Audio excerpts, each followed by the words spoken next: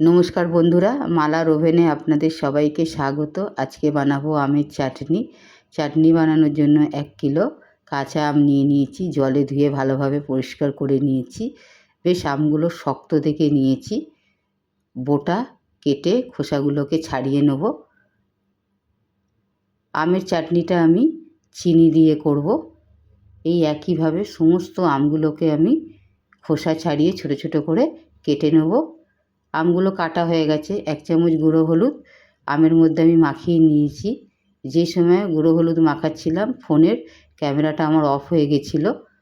একটা মশলা করে নেব। তার জন্য নিয়ে নিয়েছি হাফ চামচি জিরে, ধনে, মৌরি, মেথি আর 8-10টা গোলমরিচ। শুকনো খোলায় মশলাগুলোকে ভেজে নেব। হালকা করে ভেজে নেব। ভাজাটা হয়ে গেছে। এবার আমি একটা পাত্রে ঢেলে নিচ্ছি। আর 3টে শুকনো লঙ্কা আমি আলাদাভাবে ভেজে তুলে নেব। মশলাগুলো ঠান্ডা হয়ে গেলে একটু দরদরাভাবে একটা পেস্টের বানিয়ে নেব। কড়া বসিয়ে দিয়েছি। কড়ায় পরিমাণ মতো সর্ষের তেল দিয়ে দিচ্ছি। ফোড়নে দিয়ে দিয়েছি 2টো শুকনো লঙ্কা আর 5 ফোড়ন। ফোড়নটা থেকে যখন ভালো গন্ধ বেরিয়ে আসবে দিয়ে দেবো কেটে রাখা আমগুলো। আমগুলো দিয়ে ভালোভাবে একটু নাড়িয়ে নেব। তেলের ফোড়নের সঙ্গে ভালোভাবে ভেজে নেব। আমগুলোকে 2-3 সেকেন্ড ভালোভাবে একটু মিডিয়াম টু লো ফ্লেমে ভেজে নেব। এবার এতে দিয়ে দেব হাফ চামচে বিট লবণ, হাফ চামচে রেগুলার লবণ,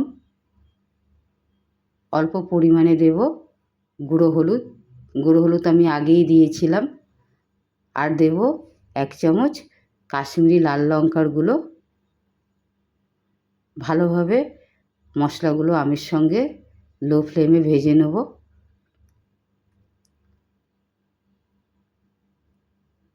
এই আমের চাটনিটা রোদে দেওয়ার দরকার নেই। আপনারা সঙ্গে সঙ্গে আম কেটেও বানিয়ে নিতে পারেন। আমগুলো ভাজা হয়ে গেছে। এবার দিয়ে দেবো পরিমাণ মতো ছোটো বাটির 1 বাটি জল।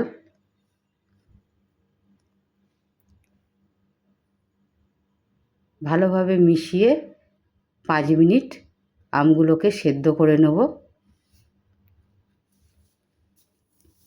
এইভাবে যদি আপনারা চাটনি বানিয়ে রেখে দেন অনেক দিন পর্যন্ত ভালো থাকে আর রুটি পরোটা দিয়েও আপনারা খেতে পারবেন।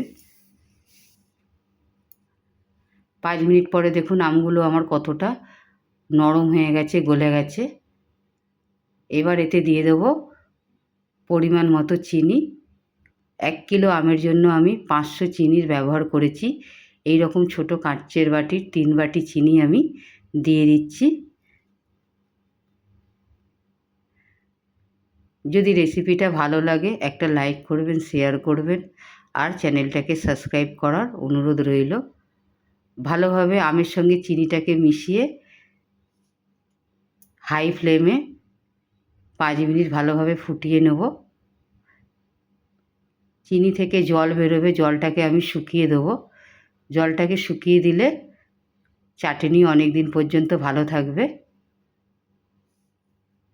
চাপা দেব না, এইভাবেই 5 মিনিট হাই ফ্লেমে ফুটিয়ে নেব। দেখুন কালারটা কত সুন্দর এসেছে।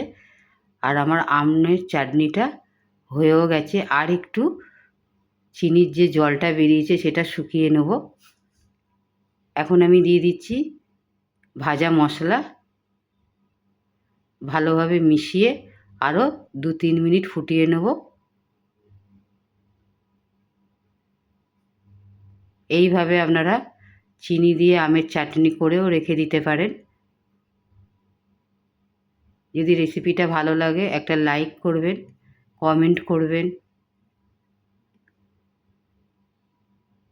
চাটনিটা আমার রেডি। এবার আমি গ্যাসের ফ্লেমটা অফ করে দিচ্ছি। একটা পাত্রে আমি ঢেলে আপনাদেরকে দেখাচ্ছি।